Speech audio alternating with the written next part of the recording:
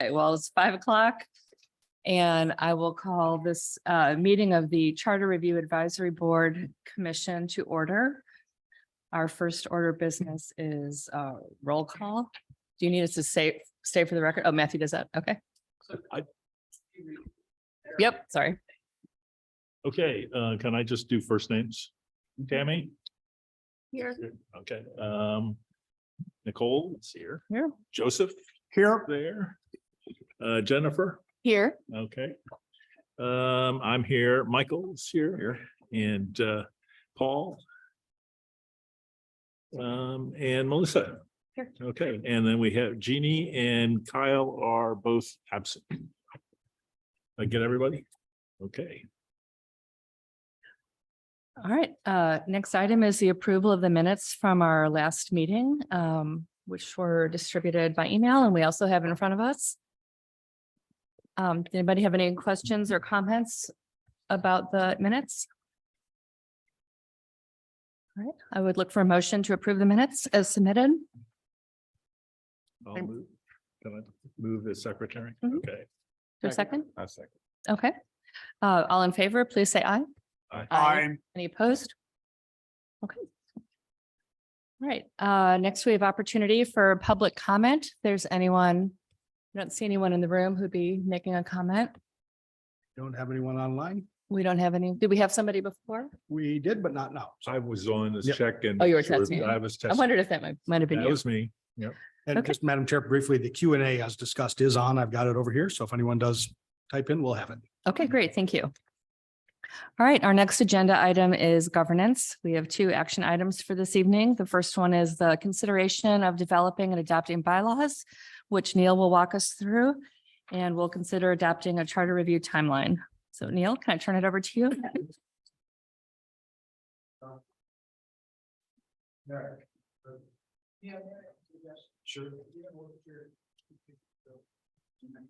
Yeah. So I forwarded everyone a sample. It's only a sample. You can add to it, you can subtract from it, but I think I hit on all of the issues that generally should be considered, and any changes you might want to make would then be obviously added or subtracted from what we have. We walk through it very quickly. The first Article 1 obviously establishes what you are and how it is that you're from what your authority derives, which is of course the charter. And so we quote that, cite that, and both can look to that to see what's, again, what your authority might be. Article 2 regarding membership, again, is not something you don't control. It's obviously council who makes those decisions. But we set out who's going to be doing what. There are 9 electors, 2 alternate members. And that is important because later on we talk about what that means in terms of a vote. We talk about meeting attendance generally that people are expected to attend unless they have given a valid reason to not attend. You don't have the authority to remove, by the way. The charter says that people are appointed or discharged by the council. But again, in the event that there was a problem, that someone was never showing up in a situation like that, you could, for the sake of order, you could recommend to the council that a person be removed for non-attendance. We've seen that with other commissions. At times it's been rare over my 4.5 years, almost 5. It's been rare, but it has happened. And so it's just something to keep in mind. Article 3 deals with officers. Again, it recognizes what we're already doing. There's a chair, a vice chair, and a secretary elected from the appointed members. No member shall hold more than 1 office at one time. Again, that's sort of standard operating procedures. Vacancies in the office would be filled by vote at the next regular meeting. So if someone was resigned from the commission, then under those circumstances at the next meeting, if they were an office holder, you would replace that office holder. Again, common sense. Number 2 simply states that the chair shall preside at the meetings of the board, authorize calls for special meetings, and appoint all committees, execute all documents authorized by the board, and serve as an ex officio, we spelled ex officio wrong, voting member of all committees, and generally perform all duties associated with the office of the chair. Now, the reason that that is important, of course, is it sets out the duty of the chair as is established generally by Robert's rules, but it also indicates then that the board chair will sign. So you can ultimately decide to do something differently, but in the event that there are recommendations that are made to council, it would be signed by the chair. It would be after vote by the board, but signed by the chair. The vice chair talks about performance in the absence or disability of the chair. They would assume the chair, and the secretary shall keep the true minutes. So again, this is all standard. There's nothing here that's anything significant, or certainly that's thought-provoking. Again, pretty standard. Article 4 deals with meetings, regular meetings. Basically, it cites sunshine that says we're going to give notice of our meetings and we're going to post it. It doesn't cite the specific sections of the Sunshine Law, Chapter 610. But again, it adheres to those requirements. The agenda and notice section also does too. Will indicate the time, date, and place, and then minutes. So what we're doing here is basically making sure that we are compliant with the Sunshine. Special meetings can be called. It's making sure that we have a certain amount of notice, making sure that we again comply with the Sunshine Law. And there's two ways that we can call a meeting. One can be by the chair, the other can be at the request of 5 members. Again, standard operating procedure, nothing unusual there. Something to consider, but we've got to give at least 24 hours notice under the statutes. There can be emergency meetings in less time than that. Emergency meetings, again, are guided by Sunshine. There has to actually be an emergency. We got to put that in the minutes. We would have to have a call by the chair or again by 5 members in order to have that emergency meeting. I can't think of a circumstance under which an emergency meeting would happen for you all, but it could happen. So it's out there. It's just something to keep in the back of your mind. Paragraph 5 regarding quorums is something that we've talked about. We're saying that a quorum obviously would be 5 of your 9. In the event that we don't have 5 present, but we have alternates present, then we can include the alternates in determining whether there's a quorum. And I think this adopts what you all adopted in the first meeting. Okay. And if you are an alternate who is sitting as a board member at that particular meeting and there's a vote, your vote would be counted as though you were a sitting board member. Again, Chapter 6 simply reiterates that we are compliant with Chapter 610 of the Sunshine Law. Chapter 7 indicates that we've adopted Robert's Rules of Order, and it talks about the parliamentary authority of the meetings themselves. Article 5 is committees, and it really is subcommittees. You have a right, or you have the authority to establish standing committees and or subcommittees. They may not be apparent to you right now in terms of what they may be, but as you go on, you may want to do one. So tonight, after you've had some conversation about wards, you may appoint a standing committee to bring you back information about wards. Again, there are any number of topics that might warrant nominating a standing committee or an ad hoc committee to come back with information. This simply establishes your authority to do it. That's all. Okay. Again, we sort of reiterate what the power of the committees would be. And this is important because it retains the not statutory, but the charter authority that you have, which is an advisory authority. If you create a standing committee or an ad hoc committee, their purpose is to report to you, not to council, to you. You in turn adopt or don't adopt whatever it is they're going to be talking about. And ultimately, it's only your considerations that get reported, you as a board, that get reported on to council. Okay, so neither the standing committee nor the ad hoc committee would do that. Article 6, which is duties of the Board of Trustees. Again, that should be, that's a typographical error. I beg your pardon. It should be of the board itself. And the Charter Review Advisory Board shall act in an advisory capacity. All we're doing is reiterating what's in the charter. And so I clean that up, take off trustees, and just simply say Review Advisory Board. And again, it states what your charter authority is. Article 7 is general duties or general powers that you may have, which is the affirmative vote of the majority of all members of the board present at the time shall be necessary to approve any action before the board. So none of you, no board member, no committee, no one else has the authority to act. The only people that have authority is the board, and it's you as a group. And so we're reiterating that limitation on power.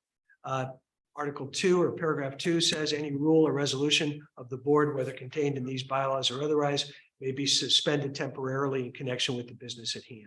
So again, you have control over what you do and how you do it. there may be a reason at some point for you to suspend these. I wanted to make sure that you understood you had that authority. Paragraph 3, these bylaws may be amended at any regular meeting. You can do that. You haven't adopted them as of yet. The only changes I see off the top is it should be duties of the board, take off trustees on Article 6, and that one typographical error on ex officio members. Other than that, it's open for conversation. Again, these are the general duties that any commission would have, but certainly given the restrictions that we have or the limitations on your authority under the charter, we've incorporated those things, and I think they're embodied herein. And you can change them at any time. You don't have to vote on these tonight. So if you want to take them into consideration and come back, think about what they might mean, we can certainly do that at your next meeting and adopt them. Okay, great. Thank you, Neil. Appreciate it. Did anyone have any questions for Neil or topics to discuss? Yeah, go ahead, Matthew. So you have on in Article 5, 6, 7, all the members of the board present, and that's present in person or virtually. Yes. Can we So say that? we can. Okay. Although we don't make a distinction of that now under the existing rules under 610, Okay, because you can be present either on Zoom or you can be present in person. Fine. And part of the reason I'm very careful, I was careful to leave that out here, is that under the old rules, you actually had to physically be present. Now, the pandemic has taught us that we don't have to be physically present. Okay. So again, when I say present, it would suggest that I have to have a body, whereas you could be present on Zoom. okay. I just wanted to make sure that was. Yeah, no, I get it. Missed- That's a good question. That's because under the old rules, present was something we were very clear on. Yeah, and I think that's somewhat covered maybe by the section that talks about a quorum where it says you have to be present in person or electronically. So maybe we can, that kind of carries over. Well, Jennifer? Just on Article 2, point of number 1, is there a typo there? The members shall serve? I believe I think there's just a typo, at least in the version that was sent around by email. Yep, Oh, I'll serve, yeah. beg your pardon, there's two. Yep. Great, thank you. Jennifer? Yeah, on, let's see, Article 4, special meetings, Section 4, I just think that's probably 2 sentences and it's not divided, right? It's just a typo again. I can't tell if emergency goes in the first sentence or the second sentence, but it seems like it's a kind of confusing wording. So there should be a period. Somewhere in the middle there should be a break, that's all. Special meetings may be called at the direction of the chair and shall be called at the written request of 5 members. Period. For the transaction of business as stated in the call for the meeting. Well, nope. Yeah, I'm not sure where the period goes, after the meeting or after emergency. Chair shall be called at the request of 5 members. There should be no comma after members for the transaction of business as stated in the call for the meeting, except in cases of emergency. So it's a bit of a run-on, but the comma after members should be gone. So it should say at the written request of 5 members for the transaction of business as stated in the call for the meeting. So again, if somebody calls for a special meeting, that's the business that you're limited to. It's So maybe a comma after a meeting. bit artful, but I can clean that up. I just thought, I didn't know if it should be except in cases of emergency as part of that first part, or if that's the 24 hours notice, or if 24 hours notice is his own sentence, because again, it's not a big deal, but my brain was not processing what that said. It's stated in the call, except in case of emergency. Yeah, so again, it's inartful. Let me work on that because it basically is saying that Yeah. special meetings can be called to the direction of the chair and you would post it unless it's an emergency meeting. At that point, 24 hours notice shall be given. Perfect. Yeah, maybe just a comma after meeting would be enough. Yeah, I think that's right. Yep. All right, any other questions, comments, concerns? Do we want to think about this and look it over on our own time and vote at the next meeting, or do people feel comfortable approving it with the Change. edits that we mentioned to Neil already? Okay, well, I say let's go ahead and if I'm we're all com- good with yeah, it. Let's I'm knock comfortable with the something off our edits. list. Yeah. Okay. Tammy, would you like to make a motion? I'd like to make a motion that we adopt these bylaws with the suggested edits. I second the motion. Any further discussion? All in favor, please say aye. Aye. Any opposed? All right, motion carried. Thank you. All right, then consideration of adopting a charter review timeline. Joe, I think you were gonna walk us through that. Okay, thank you, Madam Chair. What was sent around in the packet, and I guess was also handed out here, is a draft for discussion approach to the timeline. And this was working through a document that Jeannie and folks were pulling together, and I just made kind of a few just sort of formatting changes here. And what I've tried to do is kind of give us a roadmap through the coming months toward our end goals of having recommendations ready to go to the council by what is it, October of next year. So again, we've kind of divided up the sections of the charter and kind of grouped them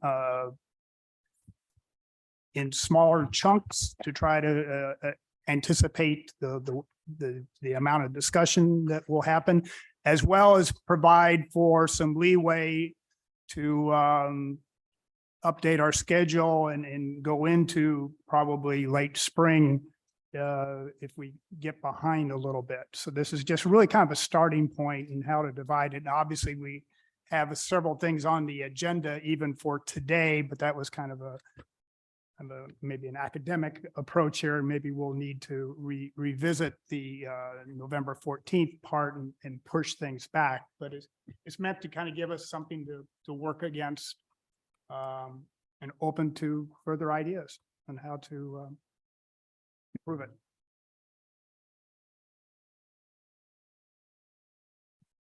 I think it's a really great way to keep us on track. Like has been said before, this is a really big document to try and work our way through. So you're suggesting that it might be kind of a living document where we edit it as because some things we Yes. may go through faster than others or whatever. The other thing that I was thinking of as I was flipping through this is it might be kind of nice to get in our mind's eye some spots where we would want to get feedback or to do outreach or things like that, because sometimes those things take time and planning to look out and maybe the method or the venue or things like that, that there's probably certain sections and articles where we would really want to reach out to the community for feedback. Yes, and if I may, what we've done, at least for the purposes of this discussion document, is sort of reserve the time frame in May of next year to start public engagement. Now, that doesn't mean we couldn't be doing it earlier. And that's certainly could be done. We just need to kind of, like you said, Tammy, is be thinking through what milestones and what actions we need to start planning that process. And we could add those sort of tasks to this sort of a schedule too. I've had just a brief discussion with Jeannie about this approach.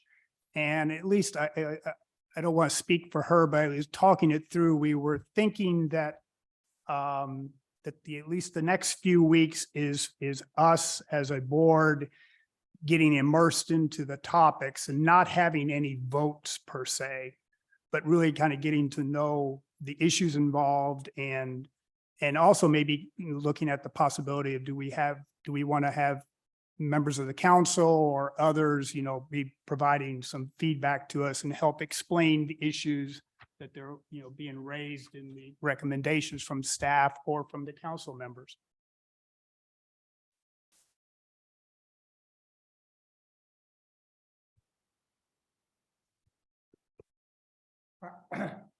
Excuse me, I just wanted to throw something out there and, it's an idea for dealing with this.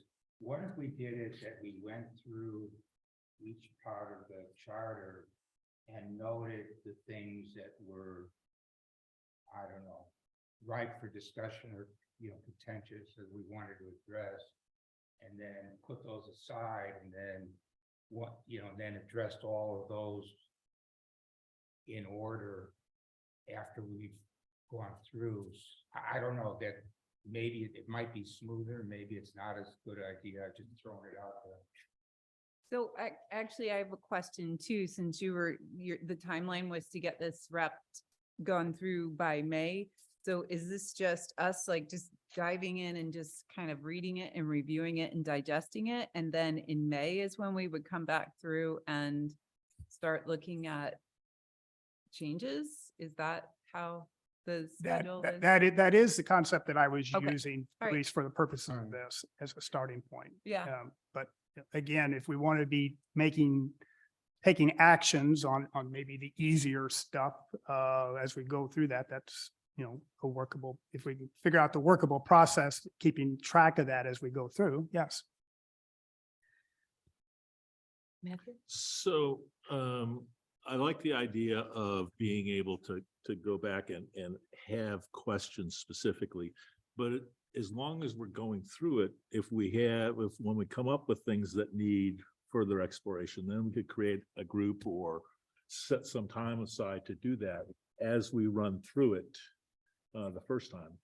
Going through it once without doing anything and then going back through it seems not as efficient as sort of starting at the top and moving down. We're going to find things, like the ward stuff that we want to talk about and get feedback and think about in depth as we do that. But we can pick up the low hanging fruit that Paul talked about as we go through that the first time and sort of understand it better. Agree. But the timeline itself makes perfectly good sense to me. We don't really have any idea, so this is a great first approach. Starting point. Yeah, absolutely. It's so helpful to see it all like laid out Uh-huh. with dates on it. We do it on time. Yeah. Done. Yeah. Joe, did you have a thought or a recommendation, or maybe you said this earlier and I missed it, about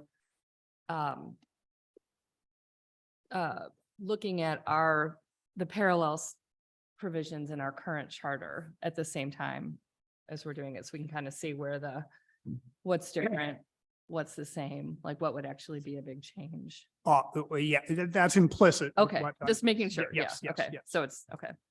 I mean, not all of it tracks completely, but a lot of it does.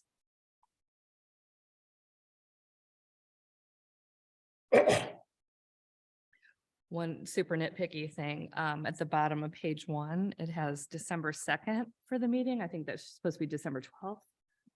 12, good.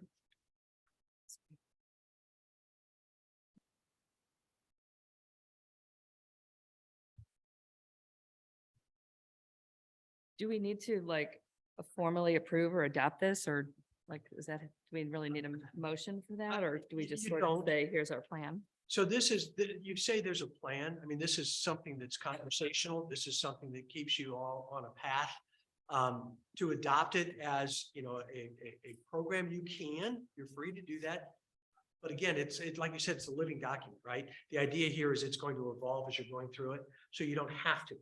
This is something that everybody's here. If anybody wants to make a change, you can. It would be informative for the purpose of creating your agenda each time to know generally these are the kinds of things we're speaking.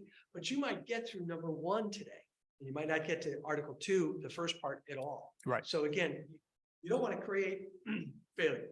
And so if you adopt this as it's written, as your record, people are going to say, well, look how far behind it. Yeah. You're inevitably going to get behind.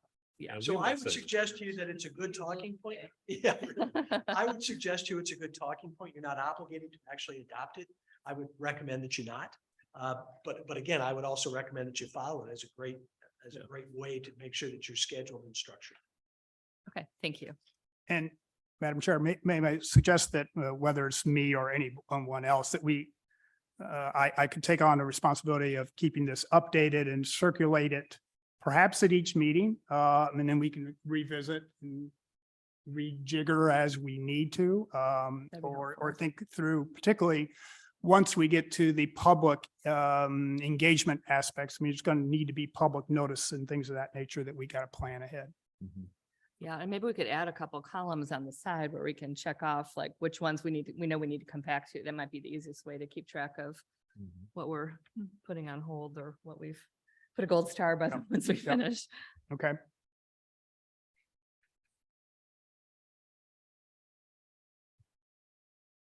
All right. Any other conversation about the proposed schedule? All right. Well, Joe, thanks again for your time in putting this together and getting it all documented for us. I think it's gonna be really helpful. Thank you. Okay.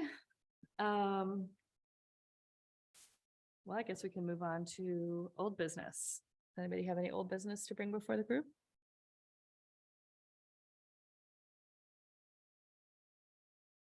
Any new business? All right, Neil, you want to do 4.02 Hope? Sure. So what we're doing here is there is a provision in code. Which of course my iPad has just died, so I have to pull it up. Pardon. That basically deals with making sure that the attendance of the members is attended to. And so there's a provision that allows what I've indicated before. You can't actually remove a member, but what you can do is indicate there's a problem going forward, that there is a problem with vacancies. We've had this on other boards and commissions, where the question is how do you keep, everybody moving forward? And the idea here is just basically to give you an orderly way to do that. In the event that someone is not going to come, all you have to do is let people know that you're not going to be there and I can't be there at this particular time, or whatever the issue is. And that's enough for an excused absence. Unexcused absence would be we have no idea where you are. Okay. And again, you have a series of those that fall together. Somebody's lost interest or they just can't work it into their schedule, whatever that might be. Then in those circumstances, again, you simply indicate to the council, hey, we got a problem, we got a vacancy. I would recommend that you bring an alternate up at that point and let them appoint an alternate as opposed to a regular board member, because the alternates are already committed in terms of the time. So just like I would on a jury, we bring in the alternates. So they become part of the sitting board. It doesn't require a whole lot. But again, you just want to make sure that you're getting the business done. There's lots to do, lots to talk about. The reason that it's 9 is so that we have plenty of voices to be heard. If it gets down to where we've only got 5 people, then we're not meeting the spirit of the ordinance and of the charter. So again, we want to make sure that we're doing it. So it's common sense. It's just, everybody makes a commitment. We want to make sure that the commitment's being adhered to. And in the event that someone cannot attend or is not attending, it's a way of reporting. So I think you've really already adopted that in your bylaws. In the event that there is a problem with attendance, then, the only thing you really need to sort of decide, and it's an arbitrary number, is how many unexcused absences does it take before you ask for an appointment. I would say that we see typically 3 or 4 is the number that we find most often. So I would suggest that you choose one of those, but it's arbitrary. 3, 5, 7 is probably too many. But I would say 3 or 4 is probably reasonable. So we discuss and vote on this? Okay. Comments, thoughts? John, you look like you're about to say something. I'd like to set a motion for 3. Yeah. Unexcused absences. Okay, is there a second? I second that. Any further discussion? I just wanted to clarify, because this is what was confusing to me. Who are we reporting to? Because originally it was Marie, and then Katie's been in there, and then the chair. So who's the one that needs to know if you have an excused absence? Well, Katie is our connection, right? Mhm. So again, all that has to happen is it gets communicated to the chair, whomever that might be. So To the that chair. so that we know, so that we're not waiting, so that we know somebody's not going to be. So the chair is the person. Just as if we're making a motion, I want to be clear who needs to know. Okay. Okay, Question. so, oh, yeah, When we're saying 3, do we mean Unexcused. unexcused. unexcused? Yeah, Okay. yeah. So if Basically, somebody no call, calls, no us- show. if somebody, and I guess we probably need to make that clear for the motion itself. But if we say 3 unexcused absences, I guess you probably ought to talk about what is unexcused. But again, to me, unexcused would be, we just didn't know you weren't coming. You just didn't show. So. Okay. John, you want to amend your motion a little bit to reflect that? What? I'd like to no- amend the motion to, a non-excused absence is, no call, no show. All right. Second A is second, maintained. yeah. Okay. Any further discussion or are we ready to vote? Yes. Okay. there is one other Oh, question. yes. Yeah, Okay. yeah, yeah. Does that include weather? Like inclement weather? Some of us. Well, is don't there live like Yeah. a timeline by which people need to tell you? You know what I mean? Like if they have a, a flat tire and Yeah. can't get here on time, things like that. Is It's there more like likely a? the city would probably cancel the meeting. Right, so in terms of the time frame, what you want to do, and that's a great question. And I think that you probably do want to say that an unexcused absence is an absence that we don't receive at least an hour before the meeting. Now, the reason I say that is because we want to make sure that we've got a quorum. Because you don't want people to show up, again, with everyone having a busy schedule, only to find out we don't have a quorum and don't discover it until meeting time.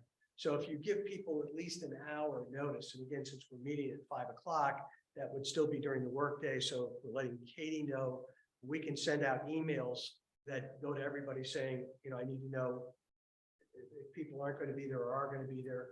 We're going to be short, we're going to be close. We need our alternates there. We just want to make sure that we're utilizing your time, not inconveniencing those folk who are short. So I would say at least an hour. Give as much time as you can, but at least an hour. But we can also join via Yeah. Zoom. You can- Yeah, so Sure. even if we're into the web, you still have Zoom as an option. A further amendment to your motion and second. 1 hour. 1 hour. Okay. Seconded. All right. Any other thoughts? All right, all in favor, please say aye. Aye. Any opposed? All right, motion carried. Okay. Other new business, review and discuss the preamble and model city examples. Is that where we start digging in on our Joe's list? There we go. Okay. Joe, were you planning to step us through this or do you want me to? Okay, that's fine. I just didn't want to step on your toes. You were doing a great job. All right. So you're looking at the preamble on pages 9 to 10 of the model code. Can we Yeah. talk about the process of how we will go about doing this? Sure. So we've all got the code and the model code. One of the things that I would like to be able to do is to see what we change as we're going along. Do people have experience with redlining documents and seeing what's added or removed or put in? Well, I think that's a great question. And, I think there might be two ways to look at it. And it might be too early to say which way we want to go. Like, are we thinking, like, if we're thinking, you know what, we all kind of like the model code, we should be redlining that? Or are we thinking about everything we want to add to the existing code? Which I think is probably more work. And I'm not saying we have to decide right now, but I agree, it would be helpful to kind of have that as we go along. But one hurdle to that is, what are we redlining? Both of them? That seems like a lot. Yeah, I was thinking of, The model. no, actually, I was thinking of ours. Because that's what it is that they have got to change, Mhm. rather than just throwing that out and adopting what the model is. And stealing stuff from the model and putting it in. But, I actually hadn't thought about just saying, well, let's use the model and then adopt that or change that. Yeah. And maybe we don't have to decide right now. Maybe kind of as we go through it and start seeing, it's clear the old one is based on a former version of the model. Some of the language is almost identical. But if we really like the way things are elaborated in here, maybe we'd prefer to Websterize the model code rather than modelize the Webster code. I don't know. Well, so then there's also questions too, right? So like, as we're going through and we're kind of making notes, but then we'll come back around again at the end sort of thing is, who's keeping the master document of that? You know, and everything, or, you know, because if we all are writing our own notes, it could end up being, It you will know, end up being- nine Yeah. totally different versions. Yeah. And, yeah. Yeah, you know, the other thing we could think of is maybe we don't have to decide as we go along, like we finish one section and say, you know, we've worked our way through it. And then kind of look at that part as a whole. I don't know, Neil, you're waving your hand. I do, I have a suggestion, because there's going to be lots of edits, there's going to be lots of revisions. I would be happy to take the first shot at each one of the suggestions that you all make, and then circulate it among you to make sure that it has included all your edits. But that will be the last thing that gets done, is finalizing those documents. So I mean, the hard part is going to be getting to a point where you have an agreement on each and every one of the edits. Maybe it'll be easy, but I think that there'll be a master document that has to be circulated. I'm happy to take first stab at making sure that we have structurally put in all the things that you want to put in, and then we can fix the language as we go through it for your discussions. Do we have a Word version, or will you have to have somebody? I would tell you that I would use a Word version if Yeah. I did that, and then we could So we redline could it, get that, yeah. so that, you know, as you're seeing it, again, you will, we can print it for you. That's the hard part, because you don't all have iPads, you don't all have computers, as you're seeing it. But making sure that you have a redlined version of something we can do. Okay, that's And I a could- generous offer. Thank you. But I could also do red line, and we could do it on the screen as we're going through. I'd And love see to. those things. I'm always willing to let somebody else do it. Yeah, Madam Chair, Yes. if I might make just one recommendation. We're talking about the details of the language. And if you put the details of the language before the discussion of policy and the real debate about what it is that you want to do and focused on that, it's going to be hard to get anywhere. Mhm. I just know that from our council experiences. So Yeah, let's just not put the cart before the horse here. yeah, yeah, whether we wait, and I think that's probably a more artful way of saying what I was trying to encompass was maybe wait till, you know, do it all at the end of each section or a couple sections rather than as we go along. I can easily see us debating, looking at the screen where a comma should go. And I'm Yeah. talking about myself. Yeah, here, no, not- Yeah. Not anybody else. no, absolutely. You don't want to edit with 7 or 9 or 11 people in a room. Yeah. That is not a fun process. Well, if I may, we also need to be thinking about changes that are impactful, that are necessary, not just changing something for the purpose of changing and conforming necessarily with the model. But is it appropriate to the city of Webster Groves Mhm. and Mhm. where we're at this point in time? Yeah. Madam Chair, may I make one other statement around what Joe is saying? Remember, everything will be sent to the voters. So if you come up with 50 things, I doubt council is going to send 50 things to the voters. So there should also be some prioritization about what you really think is important that gets Mhm. changed. And frankly, we sent you a longer list than we probably should have, and we will take responsibility for that. But, you know, out of necessity, you may want to ignore some of those things so that you are sure that the most important things go to the ballot. Mhm. And picking up on that point, I mean, I think as we start this process, which right now we are starting the process of trying to prioritize, I think a lot of those things in making decisions about what we recommend to the council should be held off. Mhm.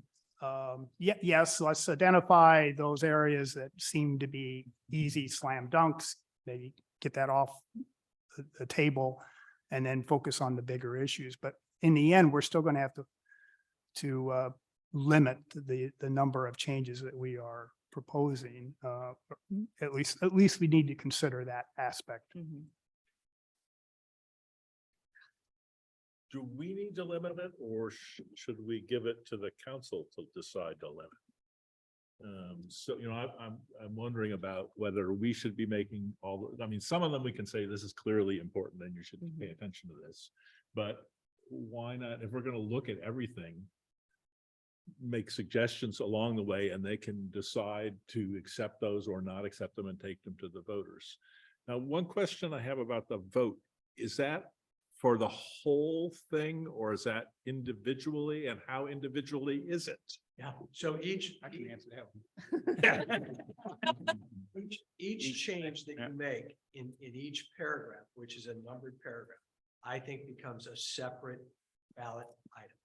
Geez, people are gonna be at the What? poll forever. Unless you submitted an entirely new charter.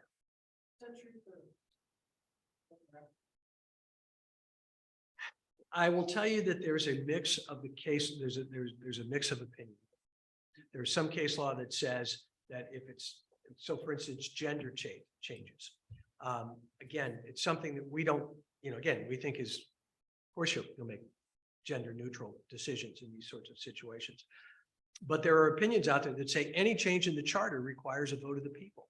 So I don't think that our current Supreme Court and our current circuit court in St. Louis County is that draconian. But again, there's a body of opinions out there that say it is. So I think we have to start with the idea that everything would be on there. There might be some things that we can not include. Again, if they were typographical errors, I think those are the sorts of things we could fix, because we could say the intent was, of course, to print this right. But things like gender changes, those aren't necessarily typographical. So as goofy as that may sound, I think that's the status of the law. I don't like that answer, but I think that is the answer. So we couldn't do it article by article? Yeah, and that's, yeah, well, even then, let's say you have 4 parts of the article. I may agree on on one part of it, but not another. So I have to break it up in such a way that I'm clearly voting on an issue at a time, which is why it has to be page by page. Because it's like asking a compound question. Part of it may be yes, part of it may be no. Well, you never get everything you want, so yeah. I can't give the voters that dilemma. It has to be clearly a yes or no. And if I might respond, Matthew, to your point about sending all of it to council, if you all want to do that, that's fine. But part of your charge is represent the residents of Webster Groves. And I think prioritization of what should go to them is part of that. Yeah, I would charge. disagree with Matthew's suggestion. I think that that's our job to prioritize those and send those. But we could include all of them. Oh, You yeah, know, this yeah. is the first Oh, yeah, tranche, absolutely. must have, nice Absolutely. to Yeah, have. no. Yeah. I'm kind of bothered that it has to be point by point. You're absolutely sure about that? Well, Are you absolutely sure about I that? am on that one. well, Be able to say yes or no. Why can't you say yes or no to the whole package? Well, if you submitted an entirely new charter, then you could say yes or no to the whole charter. But again, even then, again, you'd have to make a collective decision. But yes, you could, if you did a whole charter and said, here's a brand new charter, vote on this brand new charter, you could do that. That might be easier. Politically, probably. that's a not. gamble for the council. But as far as things like for like gender language and making that neutral, can that just be we would like to adopt all items in the charter to be gender neutral, and that's the one thing you vote on? So my recommendation would be, if that recommendation came to council, my recommendation would be, say, adopt it. Let somebody challenge that. So rather than us say, let's do it, there are some people who take, and this is not normally my approach, do what you want to do until somebody says no. But in this instance, I would say that's the sort of thing you would do, because it's not a substantive change to the charter.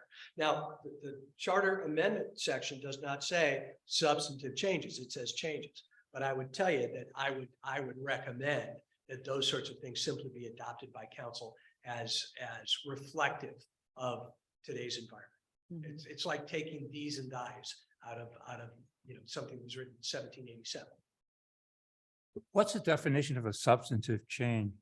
Well, we don't have to worry about that, Paul, because it doesn't identify substantive. But a substantive means changing something that is significant and meaningful to the charter. And while gender certainly might be meaningful, I would tell you that's not going to be a substantive change. Well, like one of the things that I saw in there, and it's very, very minor, but if this was a normal thing, you'd take it out. It said that the employees who were on board prior to the adoption of this charter aren't going to lose their jobs or something like that. Well, none of those people are there. It's totally irrelevant. Just to clean things up.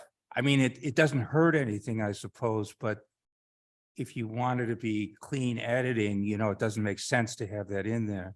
I understand, but there's a continuity question you might have here too. So let's say that you went in and changed powers, or you changed something regarding a particular department, or made a recommendation for a change regarding a particular department. Do you want to make sure that you are ensuring the people who are there, that their position is going to transition? So, you know, again, that's just something to think about. I understand what you're saying. I don't know that you can make those calls until you actually have something. Otherwise, it's way too theoretical. Thank you for that frightening news. Intimidating. Don't kill the messenger.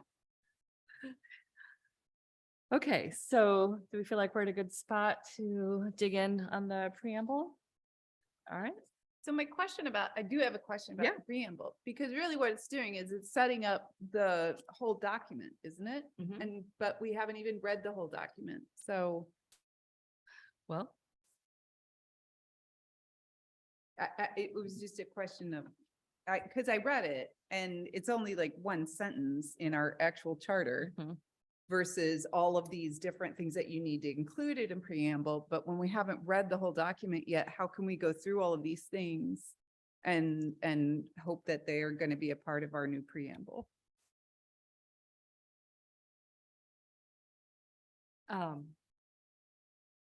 then it's a question for the group. Yeah, Do we I- want to do this at the end? Yeah, I don't know if, how much we can go through and do anything now yeah. Well, That I was mean, the it's really question. just this one paragraph. Yeah. The rest is commentary. You know, the rest is just sort of Right. It was just elaborating on it. Yeah, and it was just one really big sentence, yeah, it's but pretty high level. Yeah. I like the last sentence that they had, though, and we could just tack that on to the paragraph. By this action, we secure the benefits of home rule and affirm the values of representative democracy, professional management, strong political leadership, public engagement, diversity and inclusiveness, and regional cooperation. You know, that's just, you know, stealing directly from that, and that really beefs up our whole thing. oh yeah, no, the example one is wonderful. But like our actual one is like really. Yeah, no, it's just It's add not- on to the actual. Yeah.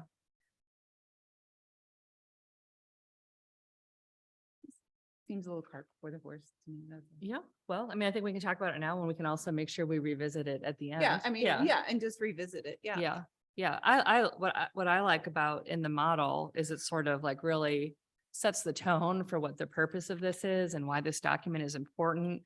And, you know, kind of like our budget, this is also a reflection of our values as a city, and we're just kind of putting it out there. These are the things we stand for. You're going to find it all in here. And if we're leaning towards doing a lot of the modernizations that are found in the model code, they're all summarized beautifully in here. May I ask where we are with the strategic planning and mission statement? Yes, you may. Tomorrow, a survey will go live with the review, with the revised mission statement, the vision statement, as well as definition of, I think it's 8 values that we have identified as governing our decision-making process. We'll get survey input through the end of middle of December, and then we'll, as council, use that to make any changes that we might need to make. So I expect that by sometime in January, at least that portion of strategic planning will be largely completed. And by the way, this fits exactly with the direction we're going. Okay.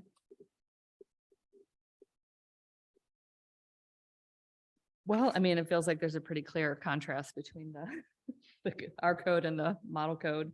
And knowing what we want to add and when we're going to get that, right? Yeah. So can we say that we want to aim for something like the existing in the model code and that we're going to circle back to it? Yeah, we can put it on to come back to and just sort of synthesize it with city's mission statement. Question.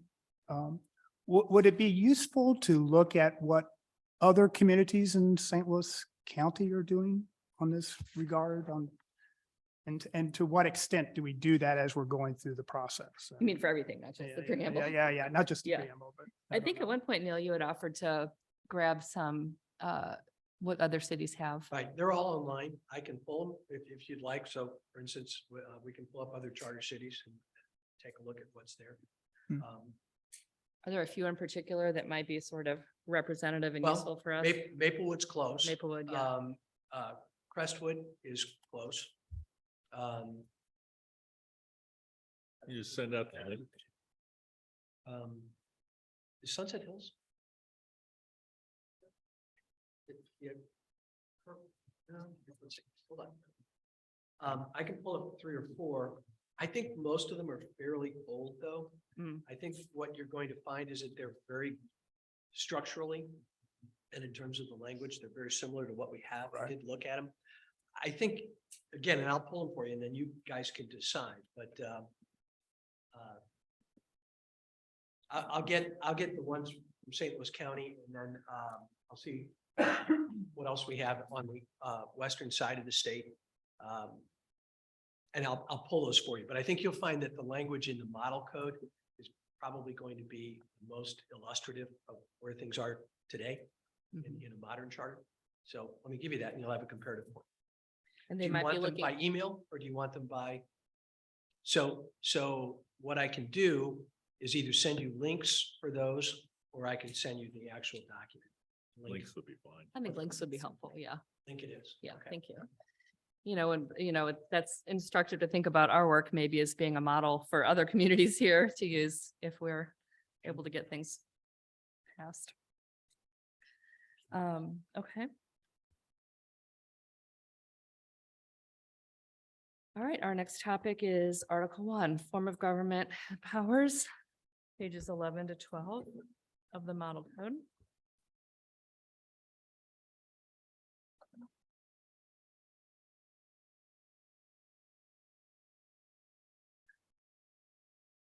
What do you all think would be the easiest? Just kind of go section by section, or wait for people to raise their hand if they've got an issue with a particular section and jump around?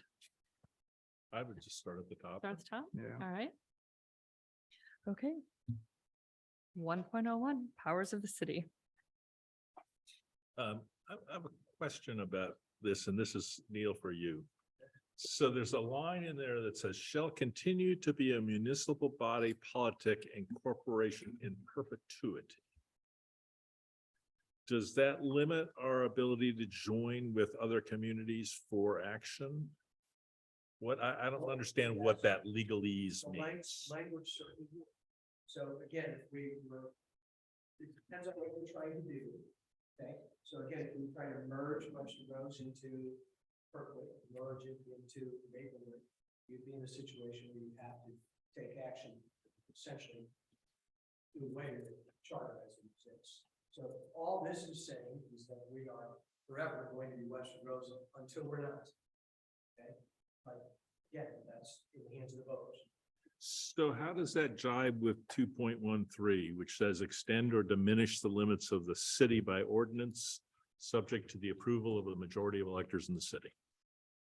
Because it sounds to me like that would cover that same situation. But 2.3,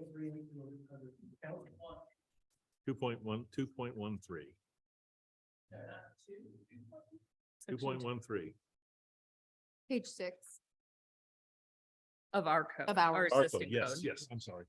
That was, yes. So I'm sorry, Matt, you're asking again? So it looked to me like 2.13 said that we can vote, as the citizenry can vote to expand or diminish our borders. So when Kirkwood wants to join with Webster, we could expand our borders to include that according to 2.13. But is that in contradiction to what the first says? No. Okay, So the That was my expansion of borders would be, and we just recently had something like this with Brent. Okay, so there was a question about border lines over where they're doing Brentwood. And there was a transfer of some properties. There was a transfer of some properties in order to accommodate that properties that were owned by Webster Groves to Brentwood in order to accommodate some things that they had to do structurally. We changed our boundaries accordingly. Now, we only used the boundary commission there because it was by agreement. But there can be a situation where there's a dispute between Webster and Kirkwood regarding boundaries, or there could be annexation. So that would be a situation where you could vote to expand your boundaries by annexation. Okay, That's what we're talking about here in terms of powers. all right. I just wanted that. And what we're talking clear. about in the first section regarding powers is we exist. Okay. And we exist until the voters do away with us, or the state of Missouri were to change its constitution. Okay, great. All right, well, it seems to me like section 1.01 is fine the way it is. Like, take all the power we can have. Leave it at that. Any other thoughts on 1.01 before we move on? So you're using 1.01, and it's not that way in our charter. Is that a minor change that we could make those? Because that's consistent with the way the model charter is and the way I think about things, as opposed to 1.1. Uh-huh. The incorporation part? No, just Yeah. changing the numbers. Making it 01, not 1.01, not 1.1, which Then is it's right. City charter one is more 1 change though. Yeah, That's another charter's change. 1. Yeah. This is really down detail oriented. Yeah. Oh, we haven't even started about our Oxford comma position. I'm an expert comma person. Matthew, maybe we ought to just, we gotta work with the existing numbers Yeah. for now, otherwise we'll get really confused. Okay, If we And start. then may from change scratch- as we Our decide what to ordinances- take in and out. Our ordinances refer back to the charter, and so we're using the numeric system that is in the existing charter in our ordinances. So it really perhaps confuse things if we change the numbers. We Well, could it's do gonna, it, But yeah, I mean, it's gonna need to be cleaned up either way. If we add a bunch of stuff to our charter, all the numbers are gonna change anyway. But not every number in every ordinance. just Right. replace it. Yeah. Yeah, if we add the zero, it all changes and then it's, And it's another change. if we for the start from voters. scratch, I'm in favor of the zero, but if we're not starting from scratch, it's a lot. that just seemed like an easier way to do it, but Yeah. it's really minor. Yeah, well, for discussion purposes for now, I would suggest we kind of leave it the way it is and then decide at the end how we want to do it. Okay. We have all of our powers. Section 1.02, construction.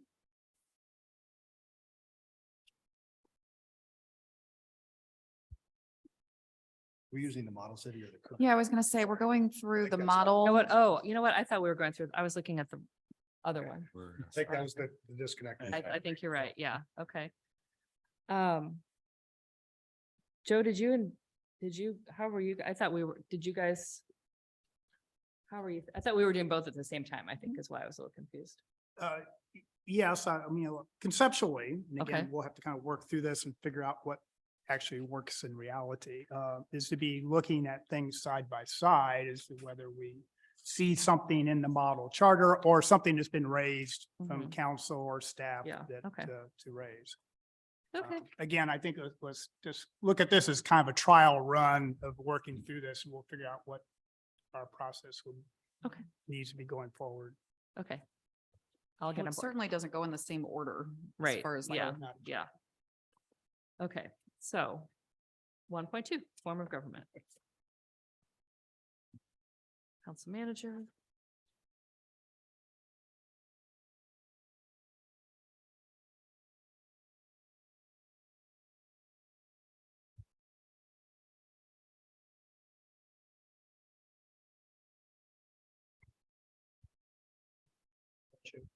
Yeah. So what you're seeing in 1.2 is what the statutory structure is, even though we're not a creature of statute. It basically is setting forth the powers that the Constitution gives to us.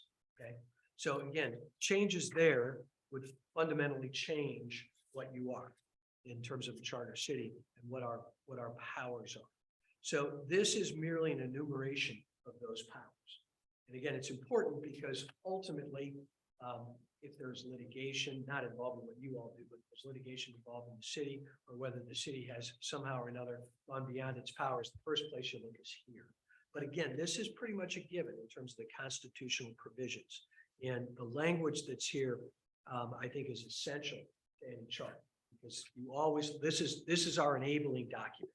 And this document has to have that information.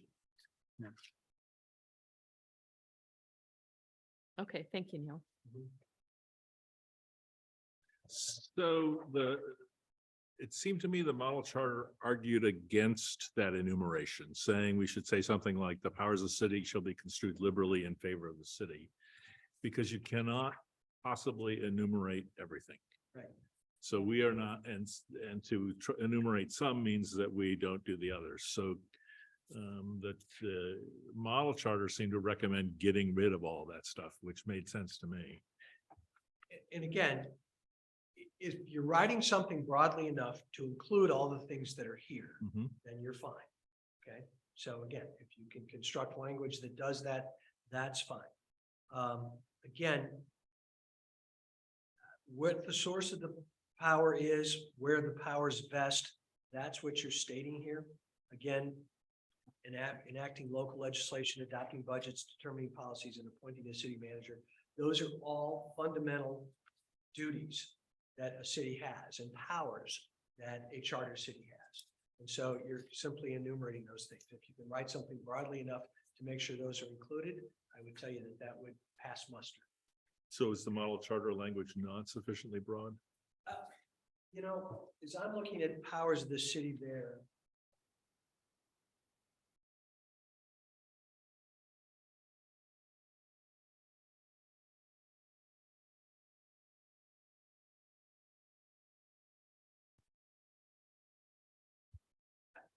I think here, what they're stating, I would say it's not under Missouri law. I would say it's not sufficiently broad.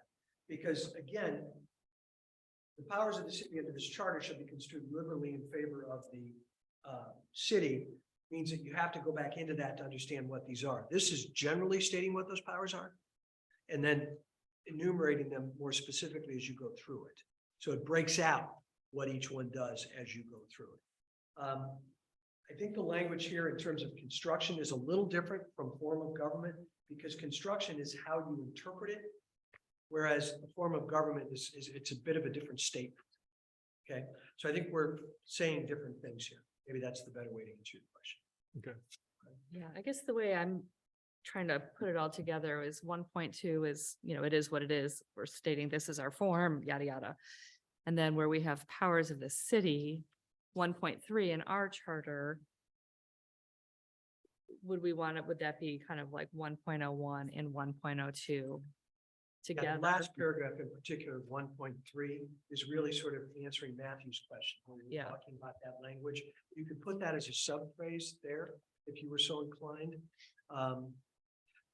But again, it's sort of restating what the courts would do anyway. They're supposed to read this liberally because the constitutional enabling language says that basically we are endowed with all the powers that the state legislature has. So it means you have to read it broadly. But again, you could, if you wanted to put that language there, if you felt more comfortable with it, I would tell you to add that to that second paragraph of 1.3.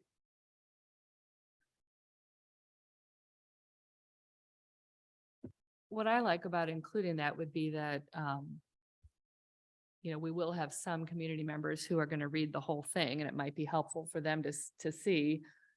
We're claiming this for ourselves and not just saying, oh, we're relying on the state, because I hope no one's going to go look at the statute, but just to say, you know, this more all-encompassing perspective.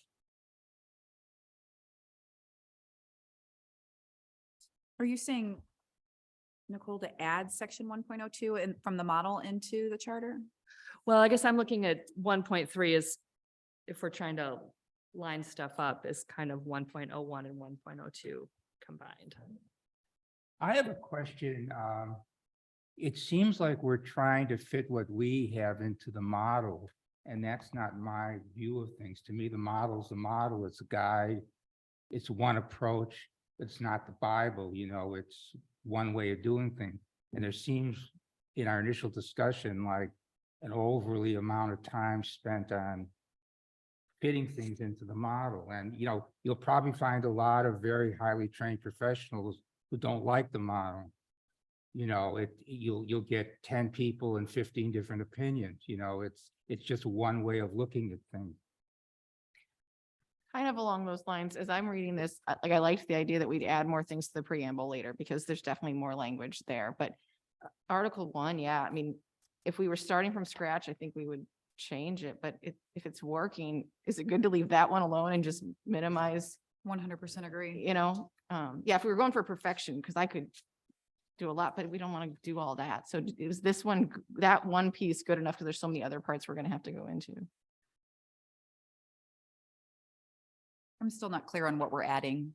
Right, or like if, you know, in Article 1, if it's working and there's nothing that we need to, that we're lacking or that we wish we had more breadth on, then why would we change it? Right. Yeah, and I know, I don't disagree. I mean, I feel that part of the purpose of this conversation is sort of picking apart, like, what is an alternative to what we have? Do we want to? And is it any better? Is it any better?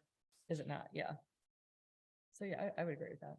But Article 1 defines us who we are as a city of Webster Groves. There's no reason to even think about changing Article 1 whatsoever. Because the changes will have to go to the voters, and I can tell you when on my campaign trail, people love the charter, they love it the way it is, they don't want to see changes. Now, I did call out some stuff about the public works director where in the charter where it says he must be, and they're okay with changes like that. Yeah. But as far as going in there and rewriting this whole thing, we're gonna be wasting our time because the voters will never approve it. My only question would be, are the powers of the city, Neil, is there anything that we've been limited with the language that's already existing? The existing language does not limit you at all. And again, I know what Matthew's saying and what Nicole is saying too. 102 perhaps is a little more poetic. But the flip side of it is the paragraph, the last paragraph of 1.3 says this. It just says it in 1954 language. Well, it's only Which 70 happened years before in ago. 1956. I'm not particularly offended. Yeah, I was only a year old, so.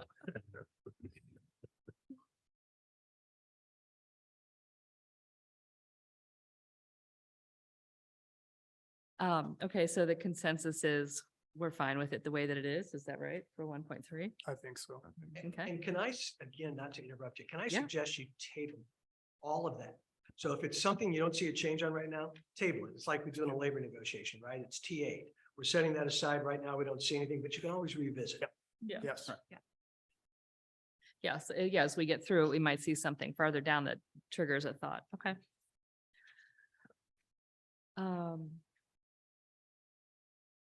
Well, I guess that brings us to Article 2.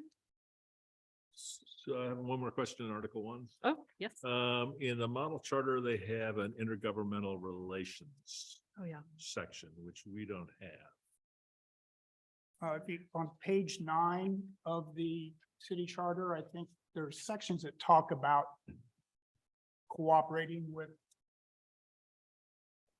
down at the bottom there. Well- Sub 25, yeah. Yeah, 25. Yep.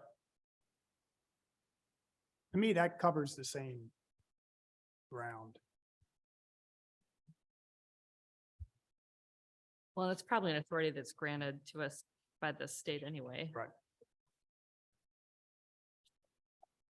Article 2, powers of the council, that long list in 25. Does that sensitize for you, Matthew? Yeah. Okay. All right. Anything else on Article 1? Okay.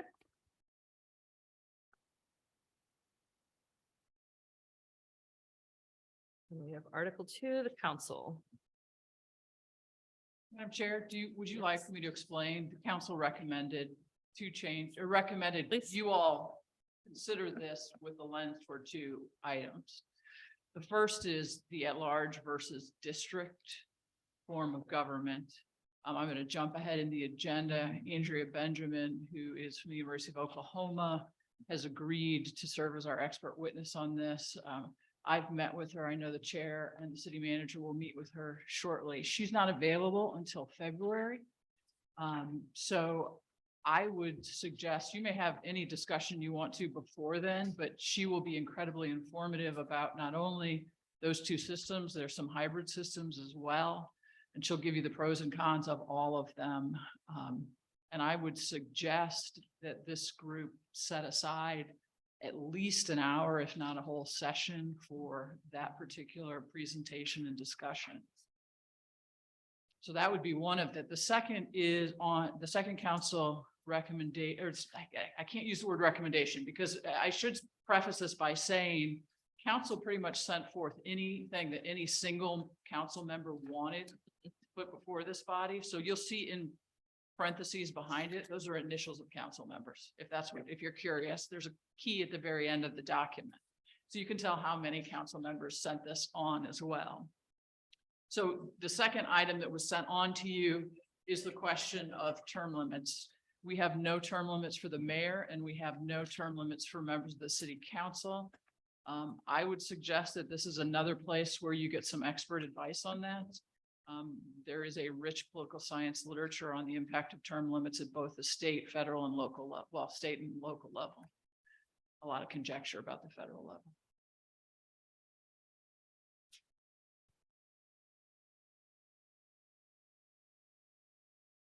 All right. Thank you.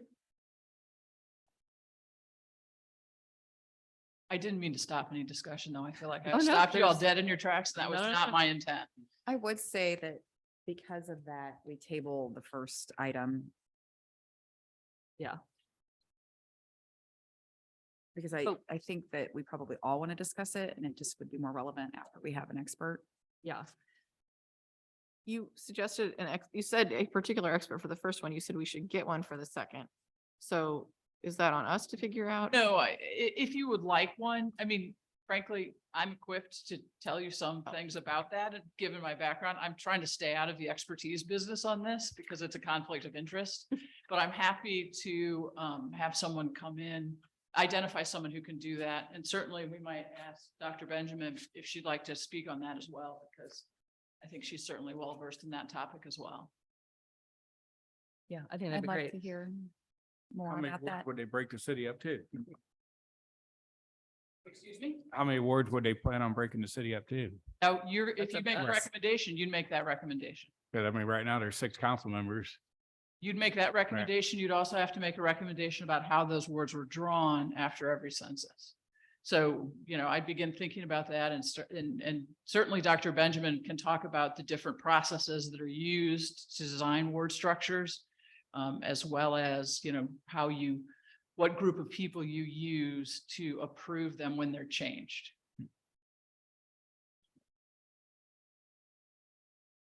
Yeah, I think we do need to table that whole section. At first I was thinking, oh, maybe we could say, okay, we're fine with 6 council members and a mayor, but of course that will depend on if we stay at large or if we do a hybrid or how many wards we want.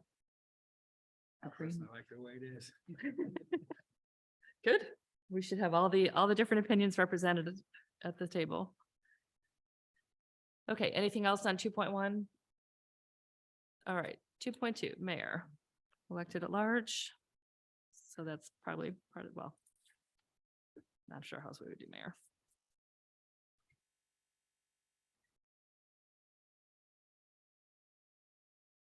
I mean, is the only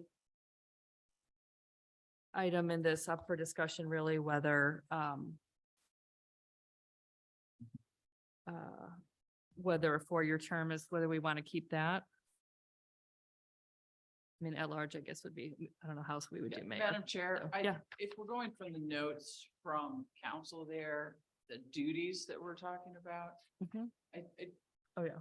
the council member who suggested this look at duties, I don't think has suggested that those be done in isolation. It's a matter of, are they properly balanced between the mayor, the city council, and the city manager? And so just that's as a note, because I think looking at them in isolation isn't gonna do a whole lot of good. Okay. Thank you. Good question. I do have one comment about the mayor's duties and authority. When I go to the council meetings, whenever they call for a vote, Mhm. I personally think the mayor should be the last. That way she could be a deciding factor instead of just randomly call for a vote.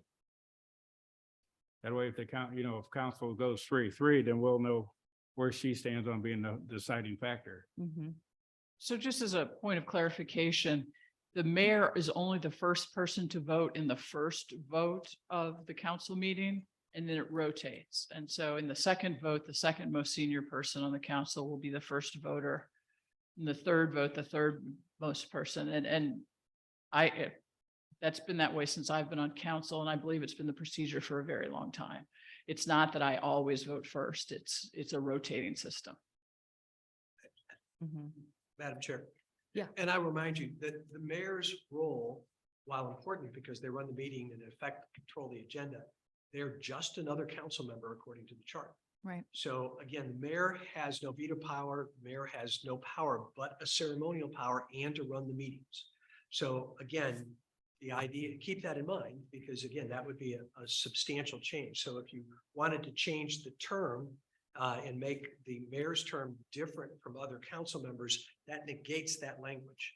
Mhm. So again, it all has to be consistent at the end of the day. I would suggest to you that we could not give the mayor a 6-year term and every other council member a 4-year term and still say they're just another council member. Mhm. Okay. Yeah. We have to look at those things. We have to overlay all of that language when we're thinking about that. So I think that's the reason you have to start from this and say, is there something fundamentally I want to change? And what is the option? What is the thing I want to go to? But the other part of this is that's also an integral part of the elements of what is a city manager form of government. Mhm. Okay. So again, the overlay is there. Yeah, John, I wonder if some of what you're getting at is addressed by looking at, in the model code, there's a little bit more of an elaboration of what the mayor's responsibilities are, and it's very ceremonial, kind of makes it clear. She's not, no offense, the mayor's not special. We'll give Yeah. we'll give you a tiara to make you feel better. She gets big bucks when she goes to meetings. I mean, it's $5 more. than I mean, anything look else. at that. She's on the Well, I move. would say the only thing substantial in there we might change is the term, and that's something we just won't know until we have the other discussion. Yeah. On wards and the council itself. I guess I would ask what's wrong with the 4-year term? Is something not working? I'm not Oh, saying is there it is, like I'm just how saying many that's terms right. you can serve though, right? Is that That's what the term- question that's was? term Term limit. Yeah. That's Yeah. a different issue. That's a different issue. Okay. Yeah. I was looking more specifically on page 16 of the model code 2.03A, where it gives a little bit more detail about what the mayor does, representing the city in intergovernmental relationships, appointing, boards and commissions, stuff like that, just sort of describing a little more fully what the role is and maybe helping clarify for folks that that it is a ceremonial sort of figurehead role, and more of the authority for running the city is with the city manager.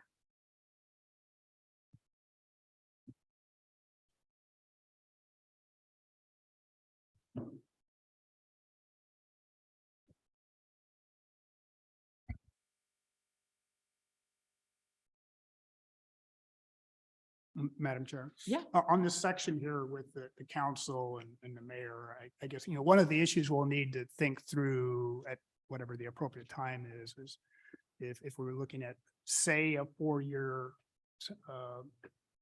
term of office, and if there is some sort of a term limit that it would be applied or not. Is also look at whether you stagger elections in order to promote continuity of leadership. That's another option to be thinking about. And if we were to be looking at a district or a ward approach, then that would, fall into that. Mhm.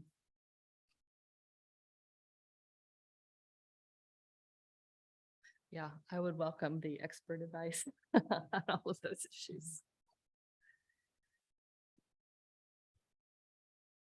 So it would be my recommendation that we expand our model or think about it. I mean, I guess if we had to have a whole separate vote from the populace on whether we clarify what the mayor's responsibilities are, it gets less appealing.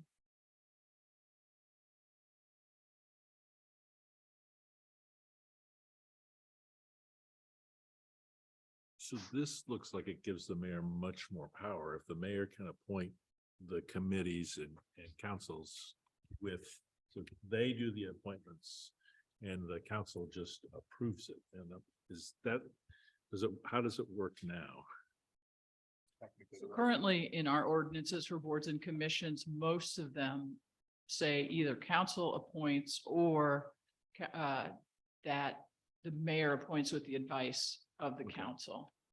I will tell you in our boards and commissions review of that ordinance that's ongoing, there is some movement to try and standardize that.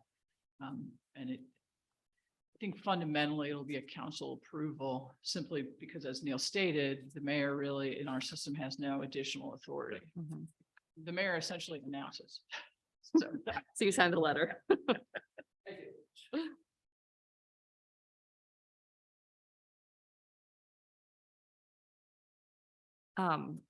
I did have a question for you, Laura. One of the things in the model code was, maybe you did this and I've missed it, present an annual state of the city message. I do not. Are you asking me to make another speech? I am not. So no, that is not part of what we've currently been doing. Informally, there are discussions about doing something jointly with the school district. My personal opinion, since I've been asked, is that that's something that certainly the mayor can do without it being in the charter. Mhm. Once it becomes in the charter, then, you know, Then you you have pretty to much do it. have to do it. And I'm Mhm. not sure. I personally wouldn't want to give a speech where one person showed up, so. And most years more than that would, but who knows?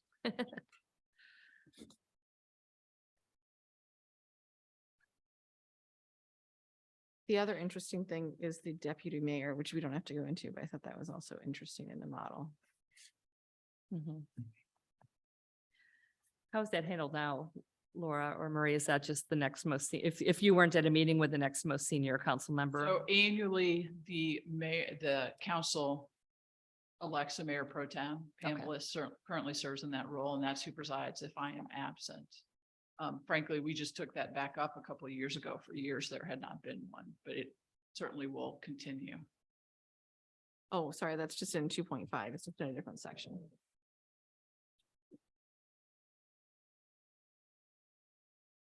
Oh, yeah. As you look at the mayor's powers, you'll find some of them in other places. Yeah, it Within is. appointments and Okay. such. All right, well, I'll stand back from my recommendation. Maybe what we have is sufficient enough for what we're trying to communicate. Well, and if the mayor in our charter is part of the council and even in this, does it make sense to look at all of those as a whole when we have that expert Mhm. come in? Yeah, for I sure. agree. I would agree. That makes sense. But it would be nice to have a state of the city, if not verbally written. Recorded and available that way. transmitted via video. I will take that under advisement.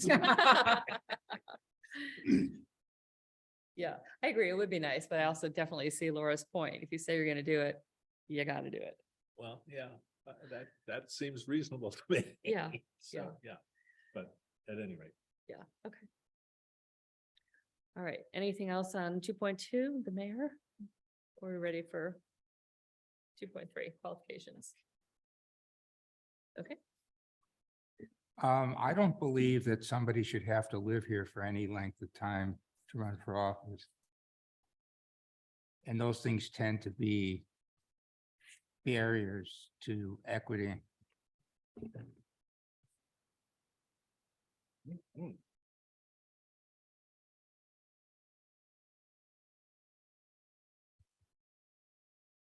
Paul, are you suggesting no residency requirement? Yes. Not a residency, no, No, just the that's amount of period, time. no period. you don't have to live here 12 I months. understand it, but I consider that a residency requirement. So you have to have been a resident for I 12 mean, months. they need to be a resident, but they don't need to live here for any, as long as they could vote here or have established their, and you could run for Congress and move in the day before. I don't think so. I think Yeah, they're. oh, yeah, you can. Is it? Okay. Well, and you can't vote right now. It always changes, but you can't vote here unless you registered 45 days in advance. It's not like the day before. So is it following those same rules or what's the? But I think that that doesn't establish you as a resident. It establishes you as the right to vote under Missouri law. I know you just said you don't have to be there to vote. So I was just trying to see. Well, what I'm saying that comparison. you see people run for Senate and Congress who moved into their mother's house or something, for a week. And I'm just saying, I don't think we gain anything by setting a time limit on it. Let the voters decide if the person's qualified or not. I would assume they need to be a resident though, when they are actually, like, should you have to be a resident at the time you get on the ballot or anything, I think what he's saying is just Not at all. like 3 months is enough, not necessarily 12. Well, no, that's just what I was trying to pin down. Okay. So is it 3 months or is it when? It's none, right? My recommendation is nothing, but I don't see, that's another good point, though. I don't know how you establish 12 months or 10 months or 5 months or anything like that. It seems to me if however you decide someone's a resident, you're paying taxes here. You have your know, occupancy If you're paying permit. taxes here, or you're sending your kids to school or a whole bunch of other things, then you ought to be able to run for office. What if you just own a business here, but you actually live in Kirkwood? I mean. Well, then it you're has not to a be where resident, you you're live. not a resident. But so you do have to be a resident? You have to be a resident, but this for the says you period have of to be a time. resident for at least No, 12 I'm just trying to months. clarify, but so you have to be a resident is. Yeah. Yeah, you have to be a resident, but I'm recommending eliminating the time period. What about being a registered voter? I think that's what it means to say. Is that what it means to be an No, you don't- elector? I don't think you have It's to be a resident. discretion. There's people who've lived here for 20 years and aren't registered voter. Well, no, that's why I'm asking. Yeah, I think, Tammy, I think that's what the first part is saying. Shall be an elector of the city Elector. means you're a Okay. registered voter. So does it? Okay. May I ask city officials about the time requirement and if you have opinions on that, Neil, specifically? Personally, my opinion is that I think that a time requirement is a good idea. Otherwise, you have transients who can come in. And I agree with Paul too. Ultimately, it's up to the vote of the people. But I mean, there could be a situation where someone a week before might decide, you know what, I'm going to run for that spot. Where we might not otherwise have an election, we would find ourselves having an election. Maybe that's a good thing, maybe that's a bad thing. But I think an idea of some time requirement is a good idea. It's kind of a commitment to the community that we live in. But I also looked it up because I didn't know this, so I learned something new today. That Congress only has the requirement that you be the age of 25 and an inhabitant of the state in which you're Yes. elected, and not necessarily the district. So again, do I think that's necessarily a good thing? I don't know, but there you go. So my own opinion is that I would say a residency requirement is a good thing.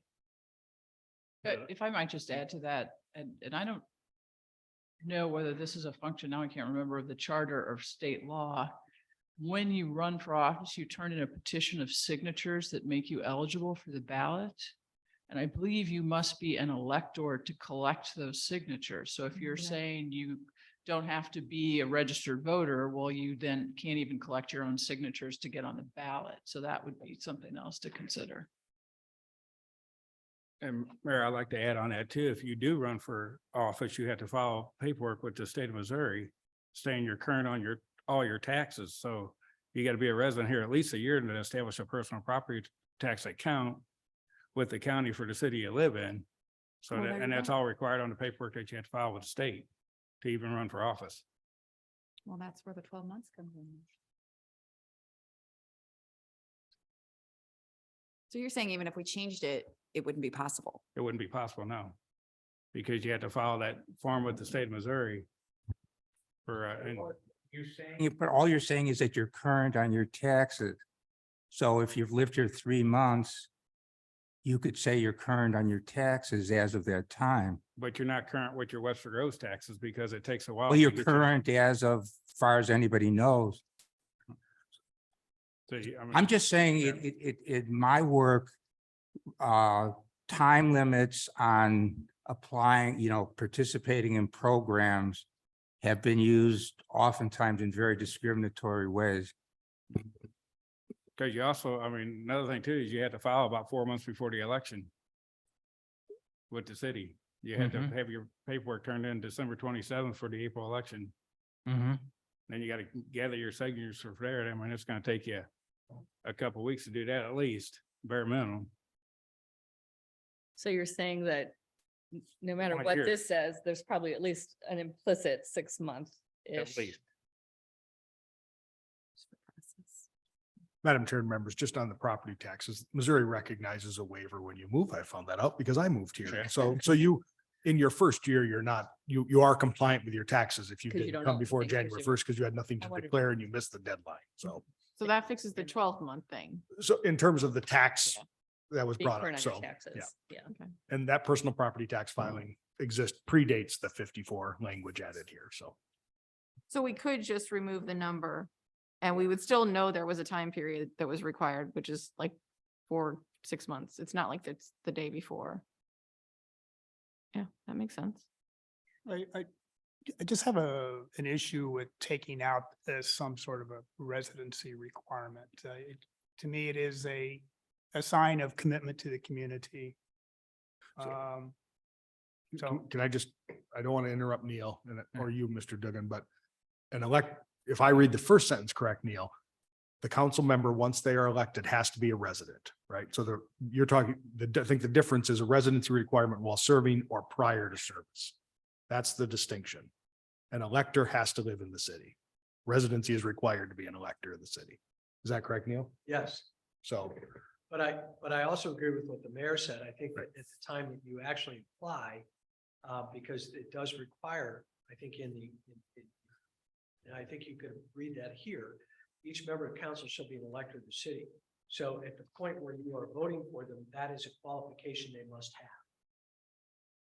So at the point they're going on the ballot, if they're not an elector of the city, I think that they would not meet that qualification standard. So if Paul's idea was right, we didn't have any residency requirement. You could register and move in before the election date, and you're not a registered voter. I don't think you meet that qualification. So elector means a registered voter. Yes. So in essence, it's 3 months anyway. Yeah, I think it is. I think it is at a minimum. Which would be then to get your 4 months before you can get on the ballot. So we're adding it up and it's over 7 now. Months, right? Well, yeah, I guess that's right. So our registration is in December for the April elections. So if you have to be an elector and you have that, yes, 7 months. Yeah. So there we go. So I guess I would, if I saw this when I was voting for the charter, I would not vote for shortening that. So I understand what Paul's saying about being used for discrimination. I'm not sure that in this context, that's a likely kind of thing to have. Although I would like to prevent that kind of discrimination, but I just don't think that's it. I think for me, somebody needs to be a part of the community for a while to be asking to help run it. So I'm kind of satisfied with where we are.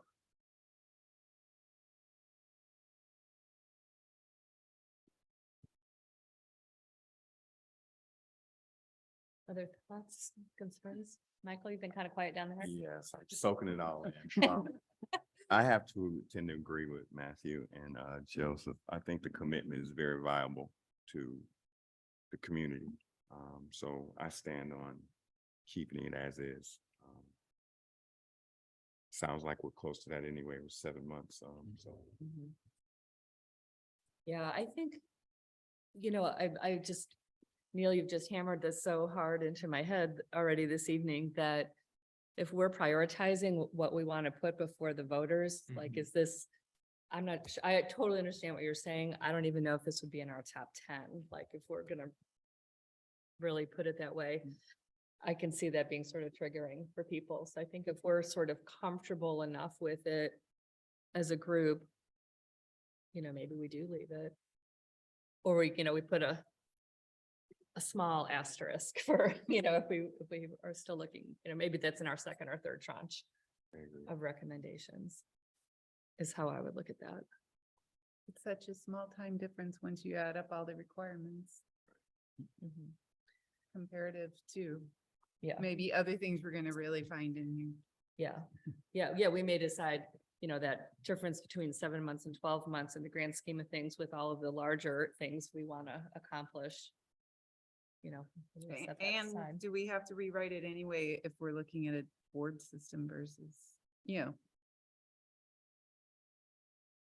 like when we start taking a look at Yeah. council and, at large versus. Mhm. Oh, that's a good thought. I hadn't really thought about it like that. Yeah. Yeah. So something- pause on it for now. Yeah, okay. Are we comfortable, everybody's in leaving it kind of the way it is for now, but with a pin in the back of our heads for when we get to the broader election discussion? Okay, Yes. thank you. I thought that was a great conversation. Okay, 2.4, compensation. My only note there was increase.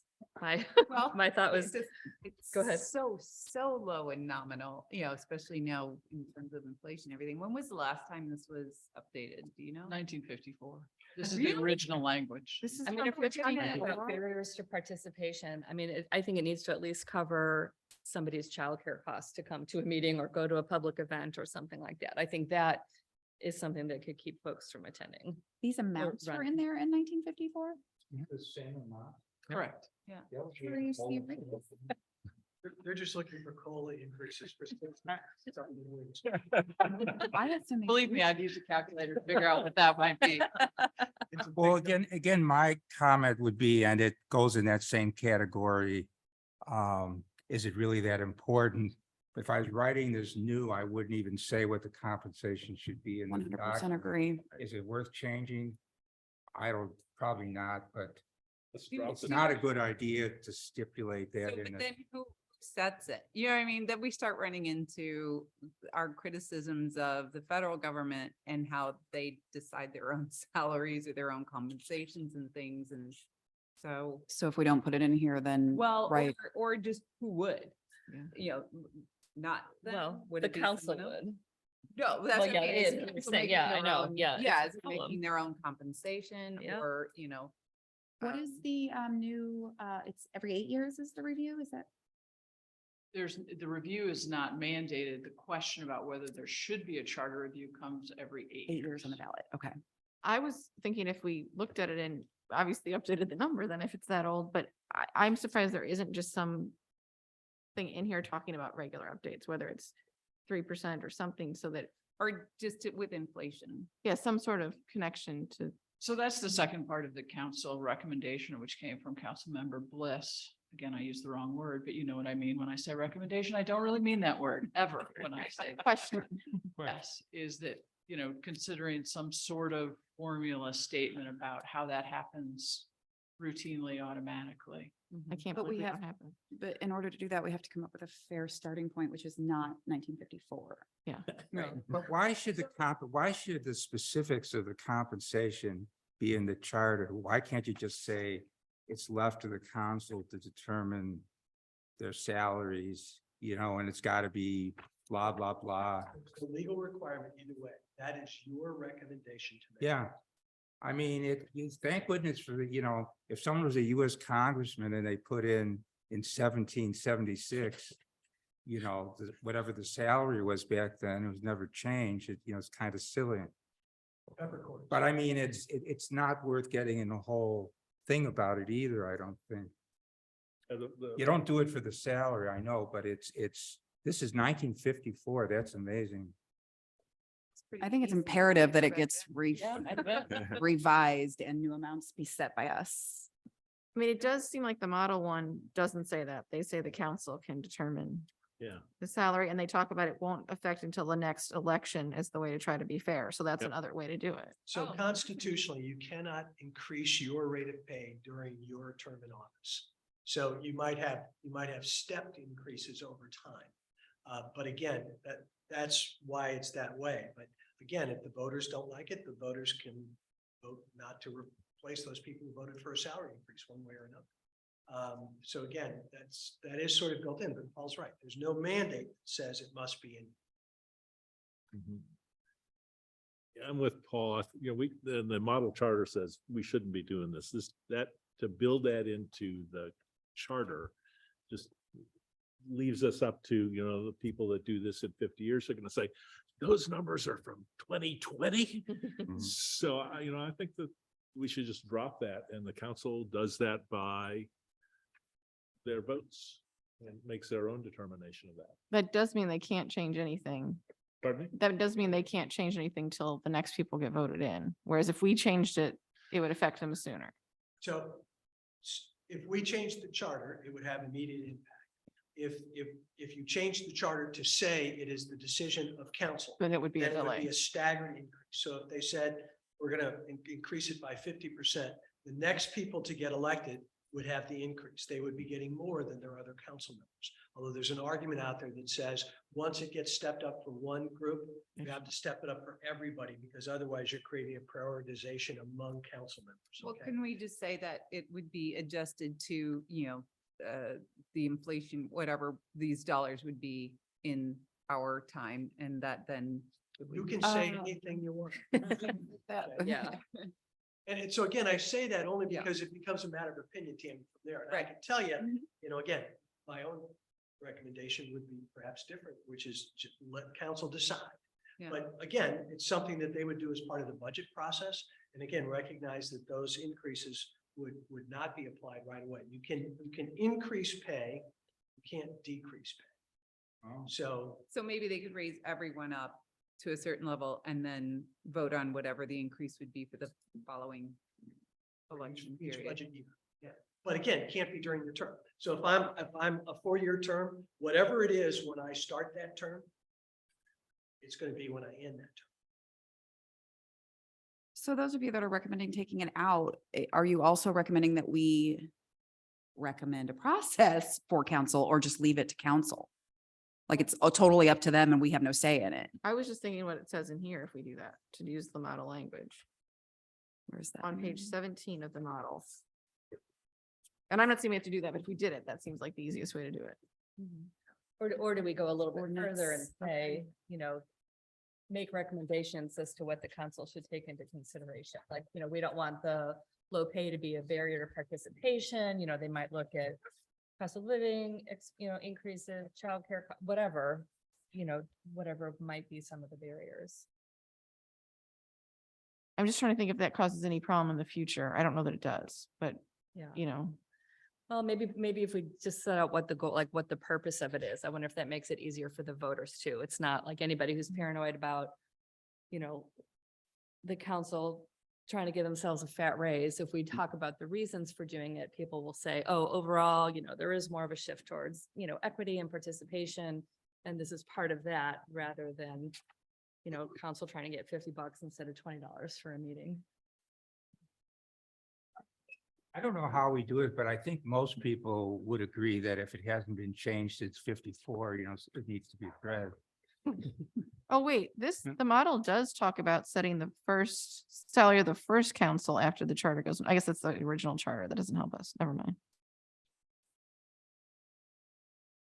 Madam Chair, we could come up with a formula base. The average council member spends approximately 20 hours a month times minimum wage as a base figure. I mean, and I know I'm gonna love 20 hours a month. Yeah, Madam Chair, if you all would like us to give you some data about how much time people spend on different things, we can do that. We can give you some data on what other cities do as well.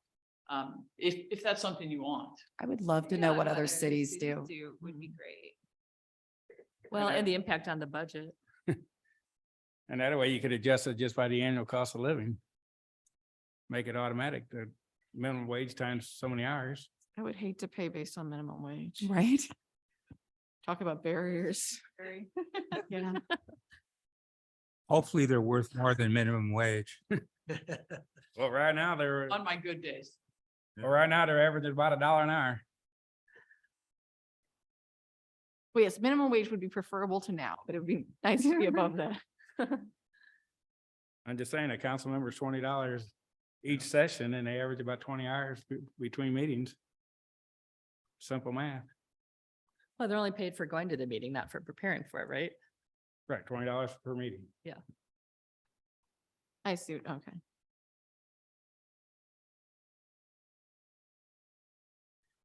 Well, it sounds like there's consensus to changing this, but Yes. not exactly. Not as to exactly we how. Want to, whether we want Yeah. to identify a measure, a mode by which it's calculated, or if we feel comfortable leaving it to the council. I do think the data on the other cities is a good input to help us with that. Absolutely. Mhm.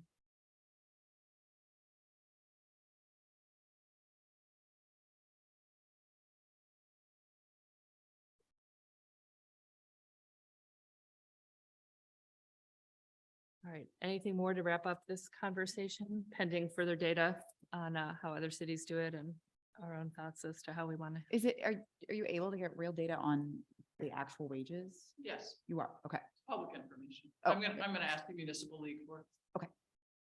Okay, thank you.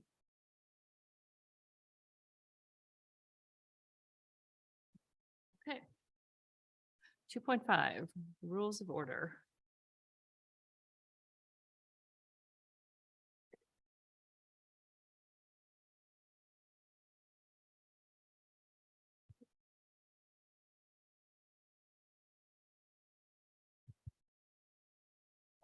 It seems pretty standard. Mhm. I mean, there were no staff or council recommendations in this area.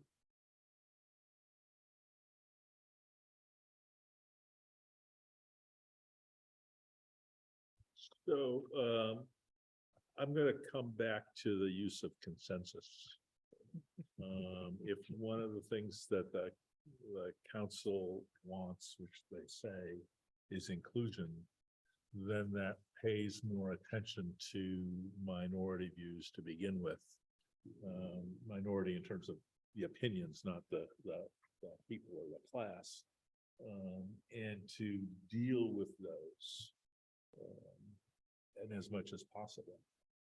Now, I know Neil is distressed by the lack of yays and nays, but that's a simple division or definitional issue. So I've watched, I've been watching the council's meetings, and they basically seem to agree on everything. But there are some people who are not verbal or don't say things and aren't brought into the conversation. And part of the consensus process really is to make sure that everybody is participating and sharing their stuff. So limiting them to not use that. One of the reasons for going to wards is to try to include communities who have a more, who are not as represented. And so this kind of approach acknowledges that and tries to deal with that. So that was one of the things I was thinking about. So as you think about that, what would that look like in writing? So it's like what I shared to begin with, something Okay. like that. And so that you end up with, if you need to at the end voting, but making sure that no one objects. Now, it may be that when someone objects or when someone votes no, they would not block consensus, even if they're voting no. So it's like, well, this is just not important to me. I don't necessarily agree with it, but I'm not going to stop things as opposed to blocking. So that would be what I would suggest. Because one of the things with government is that we need to be more inclusive than we are being, rather than adversarial. So.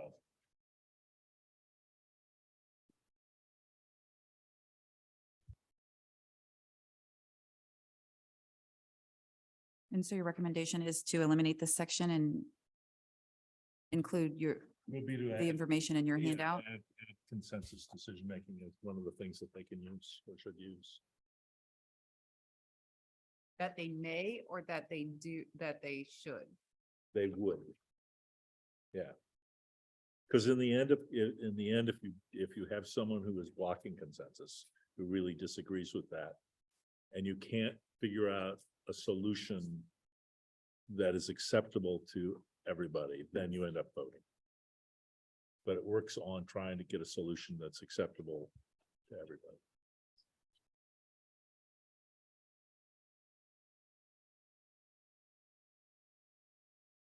Personally, I like the clarity of the rules of order. I think it makes it. When we tried even this group, the first time we met, trying to be a little more open and the hybrid of the two, I walked away and then read meeting minutes and was confused at what happened when I was present and how it was interpreted. And which was why I asked that we clarify that. Yeah, because for- we didn't do it in the first meeting. Right. And so I have concerns about a consensus model being less clear to people that are watching or recording it and trying to decide amongst themselves. Yeah, I guess I think that it would be more clear because people all would be speaking. So I don't think it's less clear in that regard, but. Say that again, please. It is more clear because when I watch the council meeting, there are 2 or 3 council members who speak. And many of the council members don't say very much, at least the ones, I have not been watching for years. But at least when I have been watching recently, that's what I have seen. And so this really would have more people talking about what it is they think or don't think about those issues.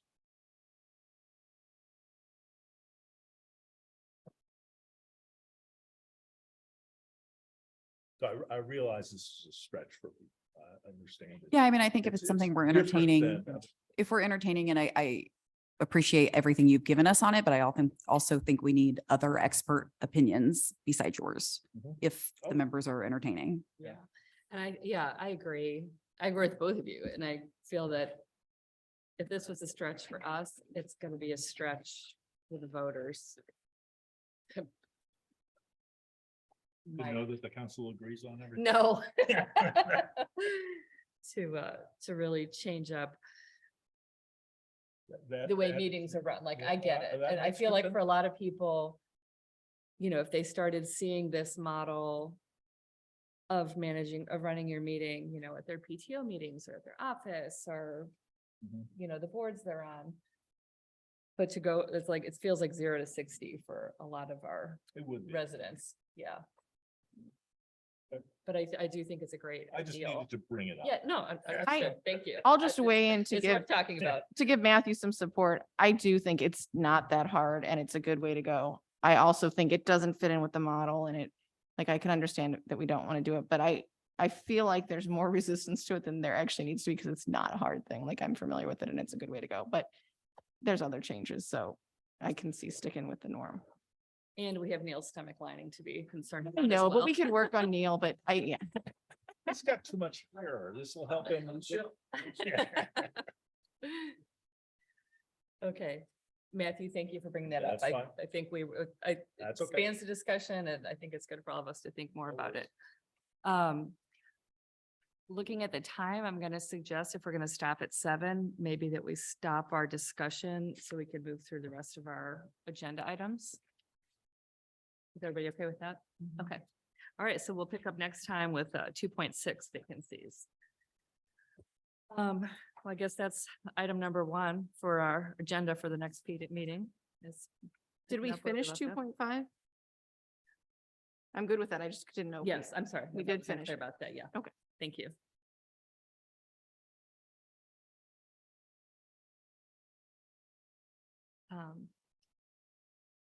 Other agenda items for the next meeting?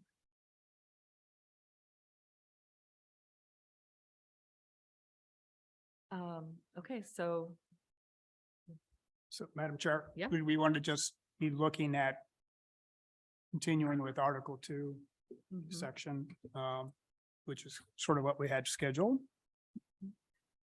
I feel like I'm jumping out of order, but the schedule shows 12, but the future meeting days showed November 28th. So there seems like one of the two is wrong, and I don't know which one. So Madam Chair, when we did the doodle poll earlier, I believe it was the first meeting discussion that we had. So those were the dates that were set and agreed upon that the council could meet. November 28th, December 12th, January 9th, and then after that, there's a couple of future meeting conflicts on there, but after that, I believe the goal was that this group decided to meet the first and third Monday of every month. So 11/28 is on. Yes. So we just could shift that date on the spreadsheet. Mhm. 11/28.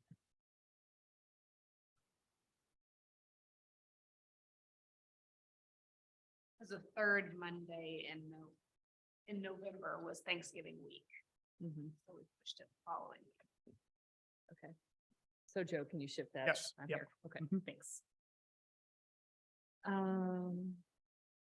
Okay, anything else anybody has in mind now to add to the agenda? Oh, I have questions. Yeah. They are agenda items. Okay. Like, They are, they're not? They are not. Okay. Can I ask them? Well, let's wrap up Okay. the agenda discussion and then we'll, any other, Are you able to get the wage information for next week? Oh, good present? point. Or next meeting, I'm sorry. I will do my very best to get that to you and let you know if it's not going to be available. okay. But I will also have those links for the charters because they will all speak to this question as well. So you'll have some. Great.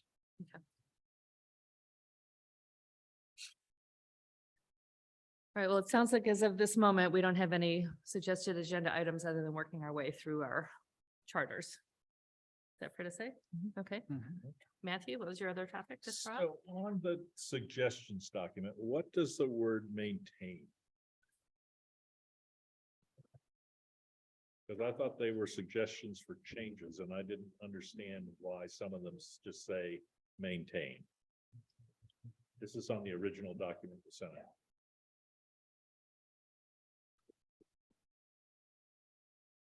Oh, like it says, oh, I see. Some say maintain and include, so that makes sense. But when it just says maintain. So Madam Chair and Mr. Heil, on the key that's there, the S is staff. So there were several staff that participated in reviewing the charter and putting forth our ideas to council. So when it was maintained, it's just different terminology. Those were items that staff felt should remain within the charter. Okay, so that means no changes. Yes. Okay, I was not clear about that. Wait, may I follow up? Uh-huh. Not only does it mean no changes recommended to be considered, but if you were to look at that section and say, hey, we might want to mess around with it, staff has a reason for wanting to maintain the same. Okay. Be maintained in the same way. Thank you. So that's the difference versus ones that don't say anything. We could go with, Yeah. okay. Okay. And then there's a line that says to be voted on individually. Was that just for the council's vote? Yes. That was, sorry, I forgot to take I my thought own that note was- out of there. So my apologies. No worries. I just wanted to make sure that I understood that. Those are my questions. Okay, great. Thank you. And Madam Chair, as you all move through this work, and I believe the mayor already mentioned this, but if you want to hear from any staff or anybody regarding our rationale or our reasons for any of these items, happy to share that. Thank you. All right, number 9 on tonight's agenda, public policy visiting lecturer. We had Laura, were you going to cover both of those? Or Marie, were you going to do the first one and Laura the second? Sure. So I believe the mayor already did. That's Dr. Benjamin, who's going to speak about the wards versus at-large elections. So we will secure a date with her and hopefully we'll have that information by the next meeting. And then in terms of diversity, equity, inclusion, we spoke about that last meeting and Ms. Hicks, Gloria Carter Hicks, excuse me, will be available on January 9th. So we will set some time aside for that. And I would recommend that at least an hour is set aside, perhaps more.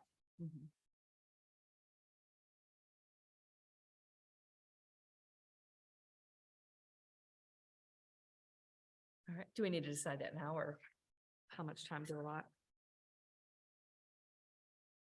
So I'm going to say no. So I'm waiting on the slides and the scope of work Okay. presentation back from her. Once I receive that, I'll have a better idea of the time frame, but I know it'll be at least an hour. Okay, super. Thank you. Madam Chair, I'll, Mhm. as I look at rejiggering the timeline, I'll factor in this meeting Yeah, as well as the other at-large discussion presentation and factor that into, which will push us into some additional dates showing Yeah. up probably. although if we're picking up November 28th, that'll help alleviate the Yep. crunch a little. Yep. Yeah, okay. Okay, so we're all set on item 9. Did you guys have anything to add on that? All right. Future meeting dates? Think we kind of covered that already? There are a couple date conflicts that I noted and they're in the back there. For ease, I can send another doodle poll if you all would like. Madam Chair, certainly happy to take input on how you all would like to approach this. Can I say for B, besides it being 1 week after, I don't actually care about that. It is MLK. Is that not a holiday? Holiday. It's a holiday for me, but I don't know if it's a holiday for you. Yes, that was the point of why there's a conflict. I Well, it apologize. says 1 week, so I wasn't sure. Okay. Yes. So that is a holiday and after the 9th, so another date would need to be determined within there. So I can send some dates randomly to pick from, or if you all have some suggested dates now, that would certainly help me narrow it down. Do we just want to pick a week later? Yeah, do we just want to go? Is everybody comfortable with doing the 23rd? Yep.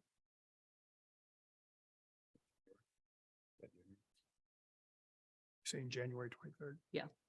Then we'll still have 2 weeks, the 2-week cadence. Then the February one would be a little more scrunched, which could be okay, but there wouldn't be the 2 weeks between, right?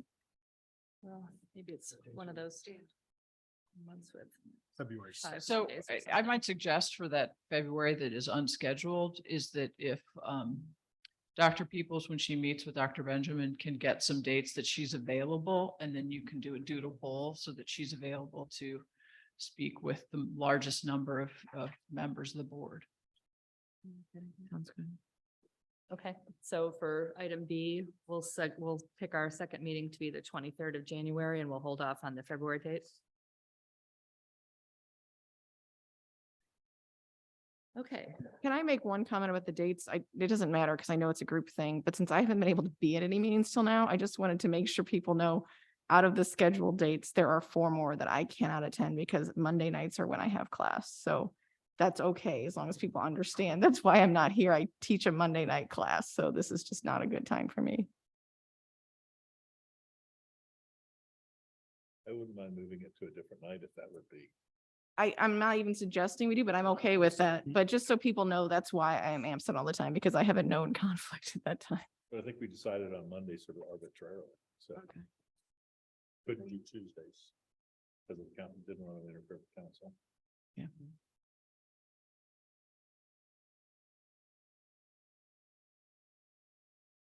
saying we want to revisit, or are we saying we accept Jennifer's blanket? If other people work, the date works for, I think it's okay, but just in case there were other people that have conflicts, I guess I just wanted to put it out there. So it's fine. I'm watching the recordings and I know what's going on.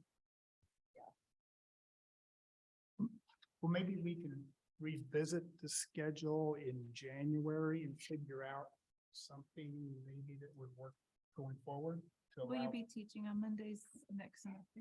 Just to keep it, I can tell you it's very complicated. It's the second half of each semester. So the 12th of December, I won't be here. And then the dates March and on is where I would start to run into trouble. All of January, February is fine. Got it, but March and April, So- got it. Okay. Are we still expecting to be meeting every other week by then? Yeah, I thought we were That's talking how it about was- cutting down to once a month after a while. I would say I'm happy to revisit what the schedule looks like when we get further Yeah. along. That's true. Yeah, let's see what kind of progress. So we go with make. this for now. Yeah, Yeah, I'll miss sure. one of them, which is fine. Yeah, that works. All right, thanks for mentioning that. Okay, next topic is member discussion and questions, which we moved ahead, but if Cheated. anybody has anything else to add. Karen and I were talking, and we have a question for Neil on the Sunshine Law. If some people ended up at one of the local bars after the meeting, together. Okay. We have to invite them. And Marie, As long as you because she gets the buy, corporate you're card. welcome to come. I'm over the age of 21. I think you have to be an elector to go to this.